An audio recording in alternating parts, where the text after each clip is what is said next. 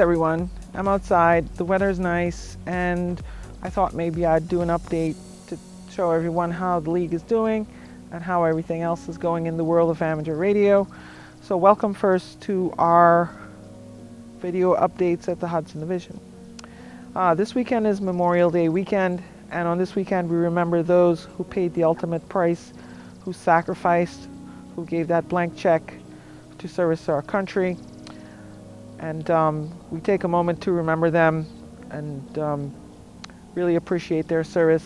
Also at the same time, even though this weekend is not about those who are currently serving the living, we do thank them as well, especially during this time of pandemic. We have the first responders, the military, and our medical personnel doing a great job to keep society together. We thank them greatly, and we really appreciate all that they do. Okay, so first things first, if you're new to this, as probably most of you are, you can hit that subscribe button and hit the bell. This way you get notified of future video updates. I will be posting these on a somewhat regular basis. I can't promise the schedule yet, but it will be coming. And if you have any comments, suggestions, or ideas for future videos, let me know. If you are in a club and you have club videos that you either want me to put on a channel or link to, let me know. You can email me at n2rj@arrl.org. All right, so let's get on to it.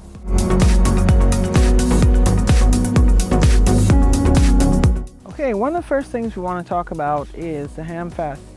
I have not been to Hamfest lately, and that's no accident. We do have the pandemic, and we do have clubs canceling their Hamfest. Some of them canceled purely out of the fact that their venues are basically closed. I mean, generally it's good to cancel anyway, and I'm sure they would have canceled with regard to the pandemic in general. But in terms of Hamfest, the venues have not really been open. So this week, the Sussex County Amateur Radio Club, of which I'm a member, they announced a cancellation of their Hamfest, and that has sent a lot of shock throughout the community, but I guess it wasn't expected. But yeah, their Hamfest in July is canceled, and it's really unfortunate, but it's probably not unexpected. The fair itself, the fair committee came out and canceled the fair, which is supposed to be held in August this year, and it was kind of like expected. So no Sussex Hamfest this year. Stay tuned for further announcements. The club will let everyone know. Okay? All right.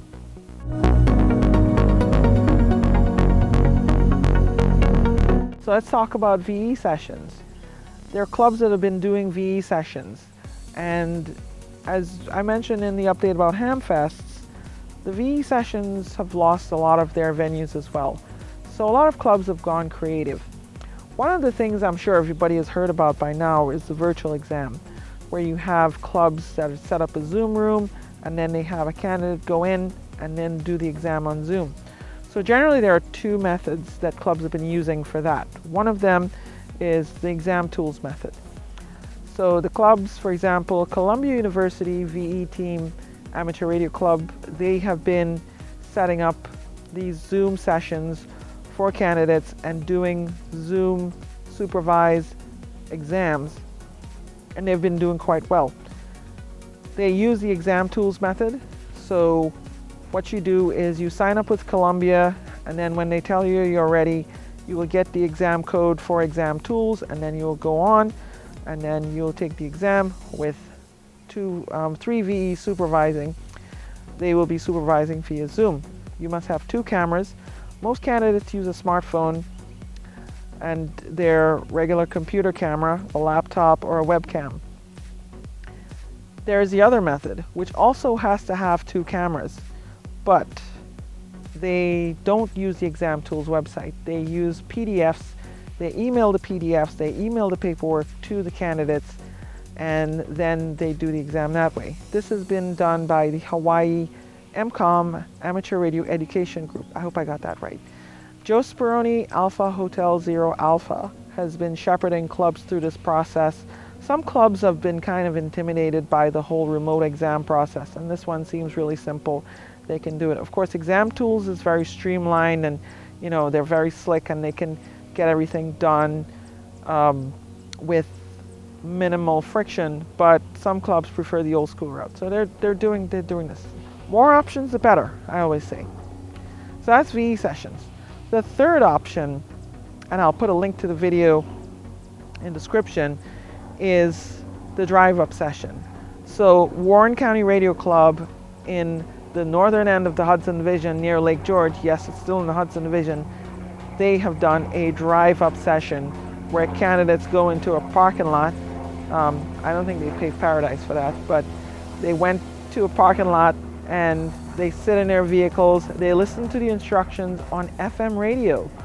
Probably might be some problem for some people with some cars, like the newer Teslas, or the Teslas with the MCU2 retrofit, which don't have FM radio. But you listen on an FM radio and they tell you what's going on. They have the mask, the gloves, and the other PPE. You bring your own writing instruments, and they watch you from outside your car, and you do the exams. So some clubs have also been looking at that as well. I held a meeting yesterday with the South Plainfield Amateur Radio Club, and they are going to consult with some other VE teams to see what method works best for them. So look, if you're looking to get licensed, I know a lot of people are interested in amateur radio during this time of pandemic, because let's face it, social distancing already existed on amateur radio long before this. And we cope with it. We get on the air, we get on the radio, and we chat with our friends. So, let's continue to keep the fire burning and those exams going. If your club has a method of doing exams that's different from these, let me know. I know I talked to Orange County Radio Club, who wanted to do theirs out in the open outdoors. I haven't heard much more about that, but there have been different methods. All right.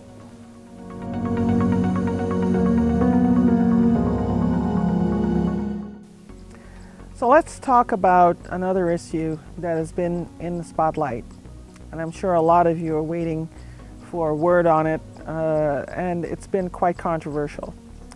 Field Day. Yes, I know Field Day is coming up. It's the 4th, not the last, full weekend in June, and it's Amateur Radio's open house. It's coined by Ward Silver, N0AX. And I'll tell you something, I've been watching this whole thing. I've been looking at the various preparations, taking input from everybody on Field Day. My opinion has always been that, we could adjust things a little bit to get people to participate in Field Day and encourage more social distancing. That hasn't been the case yet.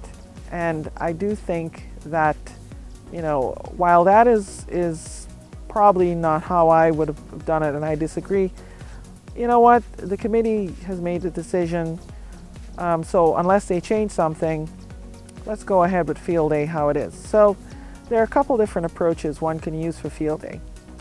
The first of which is to go and do your Field Day as usual, but enact social distance. That one works for a lot of clubs where you don't have a lot of operators. You have people going to their Field Day site, and they stay far apart. They try to minimize touch points. They try to keep their 6-foot distance. They probably wear the masks. I wear my mask. I'm not home. Nobody else is home right now, so I'm just outside here without a mask. But they get it done, and they have their Field Day as usual. So that works. The other method is to operate at home. So if you have a generator, if you have solar panels, and a power wall maybe, or you have small solar panels and you set them outside. If you have a wind turbine, if you have a fuel cell, if you have, well, it's interesting because my last job when I worked at the large media company, we had a fuel cell in a loading dock, and that powered the whole building. Anyway, if you have a micro hydro, that works as well, and that's great for powering during an emergency. I have a stream on this property, so we can actually use the micro hydro and get some power to run radios and other stuff. So that is an option. But you can also operate on commercial power, and operating on commercial power is really not a big deal. The only difference is you cannot contact other stations on commercial power.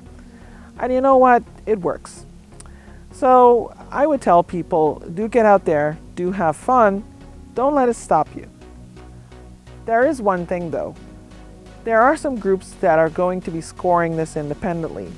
And the ARRL is going to provide a feed, a CSV file, Excel sheet with scores that you can use to score and aggregate scores. And from what I was told by a few in that, a few of the programming minds we have in the amateur radio community, is that they are going to do a third-party scoring site. So I'm excited. I'm looking forward to that. But you know what? Things can change. And if things do change, I will be sure to let you know. Okay, above all, if you're having a field day operation, please stay safe. If you're running a generator, please don't run it in your house. Run it outside, at least 10 feet away from all doors and windows. I know this has been said over and over, but I have to say it too, because I don't want to see anybody lose their life. I want to see people keep safe, and I want to see people enjoy themselves. All right, thank you, and we'll move on to the next topic now.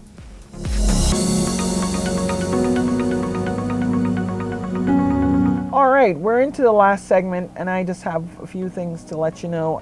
In general about COVID-19, I'm really happy to see a lot of new hams get on the air. I'm happy to see a lot of hams who had their license just sitting in a drawer, who maybe renewed it or maybe not renewed it, and this figured, hey, I could get back on the air. Let me renew my license. But there has been a tremendous uptick in amateur radio activity. It's not quite contest weekend level, but it's up there. It's really high. I've also been seeing these nets and these repeaters having a lot more activity now. Wow, I cannot imagine in a million years that we would have this. As bad as this is, there is a silver lining. And I want to talk to you about two specific things that are happening right now. The first of them is the special event, Kilo 2 Hotel. Kilo 2 Hotel is a special event put on by the Great South Bay Amateur Radio Club and other clubs in Long Island that are honoring our healthcare heroes. So they have a special event called Kilo 2 Hotel. I think they're past the halfway mark in terms of the event. There might be still a few counties which haven't been activated. So if you live in New York or you live near to New York and you want to activate Kilo 2 Hotel, contact Lou, NO2C, November Oscar 2 Charlie, and he will get you set up. And we want to see as many of these New York counties activated as possible. I live in Jersey, but I'm seriously thinking of driving over to somewhere in New York and operating just so I can get in on the fun. So that's how it is. Another event's coming up. We're still in the planning phases right now, but Adrian, KO8SCA, and myself and several others are planning a W2I stroke stay home event, which will be basically similar to how other countries have had I stay home, their national prefix and I stay home. So we're going to do something like that here, but because the FCC really would not issue a special call, we'll use a 1x1 and we'll append stroke stay home, which is legal under the FCC regulations, so we can do that. Okay, thank you all. Thank you all for watching. Please like, please subscribe, please smash that notification bell so you get further updates. Don't smash your computer. Don't say Rhea told you to smash your computer. And by all means, please get on the air, stay on the air, and keep on hamming. 7388, bye-bye.